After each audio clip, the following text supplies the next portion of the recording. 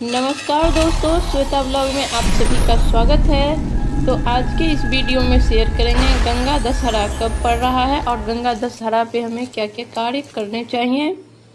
तो चलिए वीडियो को कंटिन्यू करते हैं। वीडियो में आगे बढ़ने से पहले आप सभी से एक रिक्वेस्ट है कि प्लीज़ चैनल को सब्सक्राइब कर दें, एक लाइक कर दें और मुझे कमेंट करके ज़रूर बताएं कि आपको मेरी वीडियो कैसी लगती है।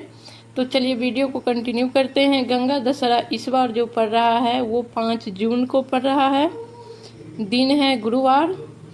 गंगा दशहरा का दिन जो होता है बहुत पावन होता है और इस दिन गंगा में स्नान करना सर्वश्रेष्ठ होता है। इसका बहुत अधिक फल प्राप्त होता है। गंगा स्नान करने का सबसे अच्छा दिन होता है गंगा दशहरा का दिन। वैसे आप कभी भी कर सकते हैं, अमावस्या पे या एकादशी पे, त्रयोदशी पे, या जब भी आपको मौका मिल जाए तब कर सकते हैं। सभी दिन अच्छा होता है, लेकिन विशेष दिन में किया हुआ स्नान ज़्यादा फलदायी होती है। इसलिए हमें गंगा दशहरा के दिन जरूर से स्नान करना चाहिए गंगा जी में जा कर के। अब गंगा जी में जा कर के स्नान नहीं कर पा रहे हैं तो आप घर पे भी कर सकते हैं। गंगा जल डाल करके स्नान अगर ब्रह्म मुहूर्त में कर लेते हैं तो गंगा स्नान जैसा ही फल प्राप्त होगा। गंगा स्नान जो होता है गंगा दशहरा के दिन करने का, और ये भी होता है कि उस दिन गंगा जल भर करके रखा जाता है, क्योंकि उसके बाद जो है बारिश शुरुआत हो जाती है और बारिश जैसे ही प्रारंभ होती है तो गंगा मैया में बहुत सारा नदी का जल जो है वो मिश्रित होता है और जल अशुद्ध हो जाता है। इसीलिए जो आगे हम पूजा पाठ में यूज करेंगे उसके लिए भर कर गंगा दशहरा के दिन भर करके रखा जाता है। आगे 3-4 महीने के लिए, जब तक बरसात रहेगी तब तक के लिए। तो इसीलिए गंगा दशहरा पे ज़रूर जाइए और ज़रूर से स्नान कीजिए। गंगा माता का सबसे बड़ा जो आशीर्वाद होता है या प्रसाद होता है वो गंगा में स्नान करना ही होता है। सबसे बड़ा गंगा माता का कोई पूजा होता है तो वो आप गंगा में डुबकी लगाकर स्नान करते हैं, वही वो पूजा होता है। वैसे जब हम गंगा स्नान करने जाते हैं तो माता का धूप दीप नैवेद्य से पूजा भी करते हैं और गंगा किनारे पे शिवलिंग बना करके या पिंडी बना करके महादेव का भी पूजा किया जाता है। इसका विशेष महत्व होता है। गंगा माता की मिट्टी निकाल करके आप जल अभिषेक या पंचामृत अभिषेक कर सकते हैं।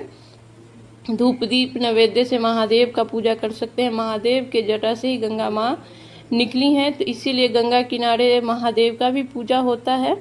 और गंगा माता के पूजा में आपको सुहाग का सामान, चुनरी, कुछ प्रसाद जरूर से चढ़ाना चाहिए। उस दिन चढ़ा करके आप किसी गरीब को दान कर सकते हैं। और गंगा स्नान करने जाएं तो वहाँ पे दान करने के लिए आप सीधा भी घर से ज़रूर ले करके जाए। कुछ अनाज का दान करना भी विशेष महत्व होता है, विशेष फलदायी होती है। तो गंगा स्नान के दिन आप ज़रूर से कुछ ना कुछ थोड़ा बहुत दान आपको ज़रूर करना चाहिए। अब गंगा माता में दीप दान का भी विशेष महत्व होता है। दीप दान जो है वो 2 तरीके से किया जाता है। एक तो गंगा माँ के अंदर किया जाता है दीप, जो गंगा माँ के अंदर आप प्रज्वलित करके, जो छोटा सा कागज का नाव बना करके या फिर कोई कटोरा टाइप का जो आता है उसमें रख करके कर सकते हैं। और तट पे भी किया जाता है, किनारे पे भी किया जाता है। तो कम से कम गंगा दशहरा के दिन 10 दीप आपको ज़रूर से दान करना चाहिए।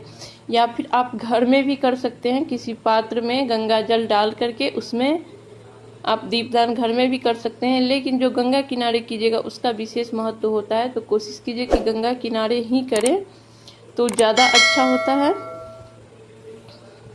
और गंगा जी की मिट्टी भी निकाल करके लाया जाता है, क्योंकि आगे जो है सावन आने वाला है। तो सावन में जिनके यहाँ शिवलिंग नहीं होती है वो गंगा जी का मिट्टी निकाल करके ले आते हैं और पूरे सावन गंगा जी के मिट्टी से शिवलिंग बना करके पूजा करते हैं। और मिट्टी से जो घर के कुल देवता होते हैं उनका भी निपना जो होता है वो उसी मिट्टी से, गंगौट उसको बोला जाता है, गंगौट से ही होता है। बहुत सारा पूजा पाठ में जो है गंगा जी का मिट्टी यूज होता है।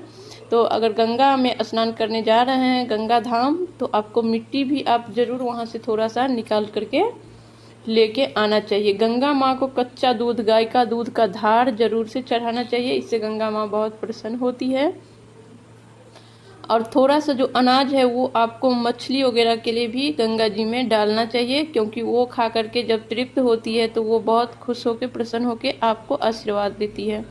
तो छोटा छोटा सा उपाय है छोटा छोटा कुछ कुछ उपाय कर लीजिए और इससे बहुत ही अच्छा फल प्राप्त होता है। बहुत ही जीवन में सुख शांति बनी रहती है। सबसे ज़्यादा है कि पूजा पाठ करने से होता है कि आपका मन बहुत शांत रहेगा, आपको बहुत ज़्यादा पॉजिटिविटी जो है अपने आप महसूस होगा, अपने अंदर महसूस होगा।